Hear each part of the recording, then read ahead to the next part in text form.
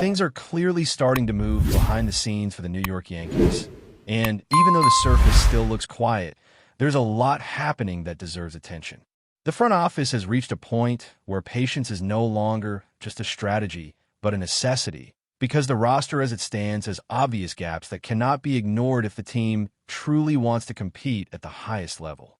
Fans have been waiting for that first major move, and while free agency has not delivered any external additions yet, the focus is slowly but surely shifting toward the trade market, where the Yankees believe real solutions might be found. The biggest area of concern right now continues to be the infield, specifically the lack of balance and consistency both defensively and offensively. Shortstop and third base remain positions filled with uncertainty, and the internal options have not fully convinced the organization that they are enough to carry the team through a full season with championship expectations. There is also an underlying issue that has been discussed internally for a long time, which is the overall construction of the lineup. Too much reliance on power, too many left-handed bats, and not enough players who can control at-bats, put the ball in play, and create pressure with speed. Because of that, the Yankees have begun to seriously evaluate scenarios that once felt uncomfortable, including the possibility of moving a well-regarded player in order to reshape the roster more effectively. This is not about tearing things down, but rather about redistributing value to fix multiple problems at once. There's a clear plan forming, one that prioritizes contact hitting, defensive reliability, and versatility across the infield. That plan becomes even more relevant with the growing belief that one trade could dramatically change the identity of this team. The name that keeps coming up internally fits that vision almost perfectly. A player who does not rely on home runs to impact the game, but instead excels at getting on base, controlling the strike zone, and playing elite defense. The Yankees have lacked a true leadoff presence for years, someone who can start games with quality at-bats and immediately put pressure on opposing pitchers. Power has never been the issue in this lineup. The problem has always been flow, rhythm, and the inability to consistently manufacture runs without waiting for the long ball. What makes this potential move so intriguing is how many boxes it checks at the same time. This is a player who hits for average, runs the bases extremely well, and provides Gold Glove caliber defense. Last season, he hit close to 300, consistently found ways to reach base, and turned routine ground balls into outs with ease. He is not flashy, but he is incredibly efficient, and those types of players often become the glue that holds a championship-caliber roster together. Defensively, his value cannot be overstated.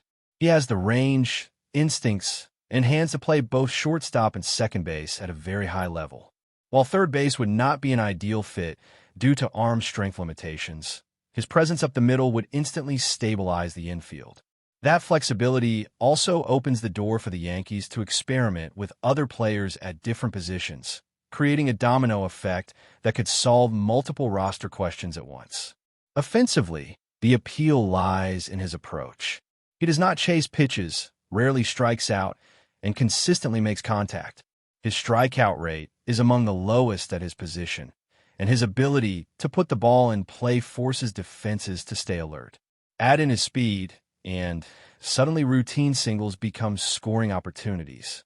This is the type of player who can steal close to 30 bases in a season, take extra bases aggressively, and disrupt the rhythm of opposing pitchers every time he reaches first base. For a team built around power hitters, inserting a true table setter at the top of the lineup could completely change how opposing teams prepare for the Yankees. Imagine starting a game with a high-contact, high-on-base player who can immediately get into scoring position. That changes the way pitchers approach the rest of the lineup, especially when they know that elite power bats are waiting behind him. It creates pressure from the very first pitch of the game. There's also a strong argument to be made that his overall value goes beyond traditional statistics. Advanced metrics consistently show him as one of the most valuable infielders in baseball over the past several seasons. His combination of defense, base running, and contact hitting places him among the top tier at his position, even when compared to much bigger names around the league. This is not a short-term rental type of impact. This is a player who has proven year after year that his skill set translates to winning baseball. From a roster construction standpoint, acquiring a player like this would allow the Yankees to stop forcing roles that do not naturally fit their current personnel. It would provide clarity at shortstop or second base, reduce defensive risk, and finally give the lineup a true identity at the top. Instead of relying on power to bail them out, the offense could start games with momentum, forcing opponents to react rather than dictate. Of course, any trade of this magnitude comes with a cost. The Yankees would need to part with valuable assets, likely a mix of pitching and prospects. However, considering the remaining control on his contract and the immediate impact he would provide, this is exactly the type of move championship teams are willing to make. It is not about winning headlines. It is about fixing weaknesses that have been exposed time and time again in high-pressure moments. What makes this situation even more compelling is that this player does not need to be the centerpiece star to justify the move. His game is built on consistency, intelligence, and effort. He complements stars rather than competes with them for attention. In a lineup filled with sluggers, that balance could be the missing ingredient the Yankees have been searching for, especially in postseason environments where contact, defense, and execution often matter more than raw power. As the Yankees continue to explore the trade market, this scenario stands out as one that aligns perfectly with their current needs and long-term goals. It addresses lineup balance, defensive stability, and on-base ability all at once. The front office understands that standing still is not an option, and if there is one move that could reshape the team's identity without sacrificing competitiveness, this might be it.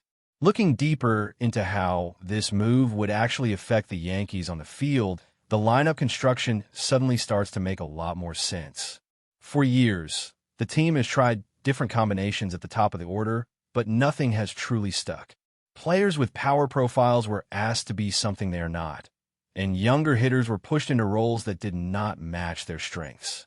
Adding a true contact-oriented infielder changes that entire dynamic because it allows everyone else to settle into more natural positions within the batting order. With a reliable leadoff hitter who consistently reaches base, the middle of the lineup immediately becomes more dangerous. Pitchers are forced to work from the stretch early in games, and mistakes become more costly when there is already traffic on the bases. This also reduces the pressure on the power hitters to do everything themselves. Instead of feeling like every at-bat needs to end with a home run, they can focus on driving in runs, extending innings, and wearing down opposing starters. Another important element is how this impacts situational hitting. The Yankees have struggled in recent seasons with moving runners, executing productive outs, and capitalizing on scoring opportunities without relying on extra base hits. A player who excels at making contact and putting the ball in play gives the lineup more flexibility in these moments. Ground balls, line drives, and well-placed singles suddenly have real value when combined with speed and intelligent base running. Defensively, the ripple effect could be just as significant. Having an elite defender in the middle of the infield improves the entire unit, including the pitching staff. Pitchers gain confidence knowing that balls put in play have a higher chance of turning into outs. That confidence often leads to more aggressive pitching, fewer deep counts, and better overall efficiency. Over the course of a long season, those small advantages add up in a meaningful way. It is also worth noting how this kind of acquisition aligns with postseason baseball. October games are often decided by narrow margins, where defense, base running, and timely contact can outweigh raw power. In those environments, strikeouts become magnified, and teams that can apply constant pressure tend to find success. A player who rarely strikes out, runs the bases well, and plays elite defense fits perfectly into that type of baseball. From a financial and strategic standpoint, this move would also provide stability. Instead of continuing to cycle through short-term solutions or patchwork fixes, the Yankees would be committing to a player whose skill set ages well. Contact ability, plate discipline, and defensive instincts tend to hold up better over time than pure power. That makes this more than just a win-now decision. It becomes an investment in sustainable competitiveness. There is also an internal development aspect to consider. Younger players benefit immensely from sharing the field with veterans who play the game the right way. Watching daily preparation, positioning, and situational awareness can accelerate growth in ways that coaching alone cannot. Bringing in a player known for his baseball intelligence could quietly elevate the overall level of play across the roster.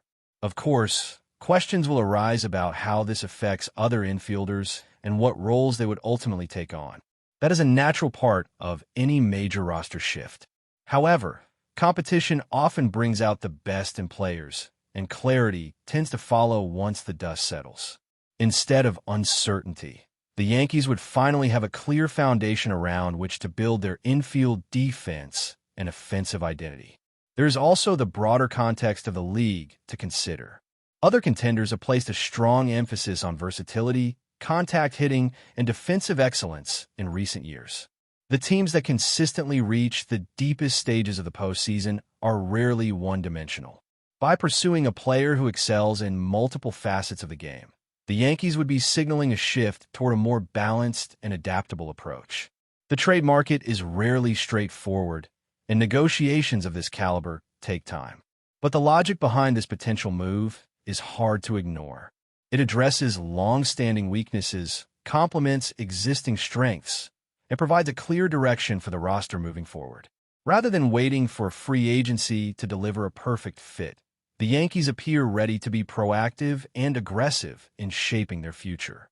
As discussions continue and scenarios are explored, this option remains one of the most compelling paths forward. It is the kind of decision that might not dominate headlines immediately, but could redefine how the team plays on a nightly basis. In a division and league where margins are thin, finding an edge through fundamentals, consistency, and intelligence might be exactly what separates good teams from championship ones. What stands out most is how seamlessly this type of player could blend into the existing core without forcing drastic changes elsewhere. Instead of reshaping the roster around him, the Yankees would be enhancing what they already have, giving structure and purpose to roles that have felt undefined. The lineup would gain a rhythm it has lacked, where each at-bat builds on the previous one, creating sustained pressure rather than isolated bursts of offense. There is also a psychological element that should not be underestimated. Teams feed off players who consistently do the small things right, whether it is battling through a long at-bat, taking the extra base, or turning a difficult play into a routine out. Those moments set a tone over the course of a season, and that tone often shows up in close games.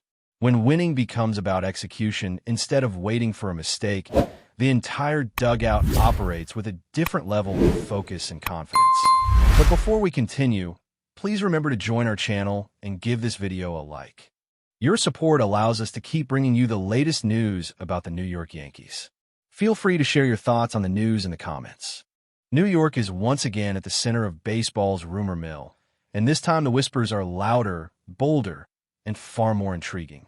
VLADIMIR Guerrero Jr. wearing pinstripes has become the kind of speculation that refuses to die, the type that executives deny publicly while quietly weighing every possible scenario behind closed doors. The idea of New York bringing in Guerrero Jr. to dominate first base has ignited conversations across the league, not because it seems inevitable, but because it suddenly feels plausible. Guerrero Jr. represents everything New York covets when it comes to building a franchise cornerstone.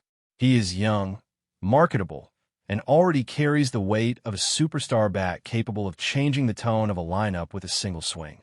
Insiders suggest that the organization has been monitoring his situation closely, aware that opportunities to acquire a generational hitter rarely present themselves without significant risk.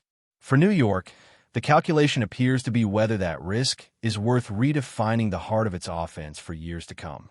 Around the league, rival front offices are said to be bracing themselves for the possibility. Executives privately acknowledge that a move of this magnitude would not be about filling a positional need alone. It would be a statement.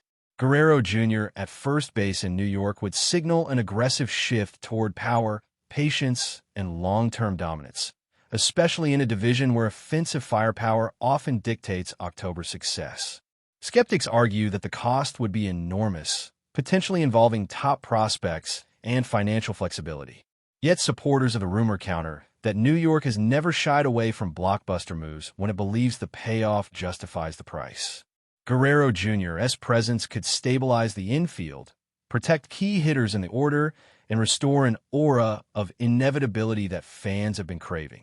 For now, nothing is official, and no one inside the organization will confirm more than polite deflections. Still, the speculation persists, fueled by the belief that New York is always one bold decision away from reshaping the league. If Vladimir Guerrero Jr. truly is on their radar, this rumor may be less fantasy and more foreshadowing. That's it for this update. If you enjoyed the video and want to keep receiving exclusive news about the New York Yankees, please subscribe to our channel and give us a like. We always appreciate your comments and opinions. See you in the next video.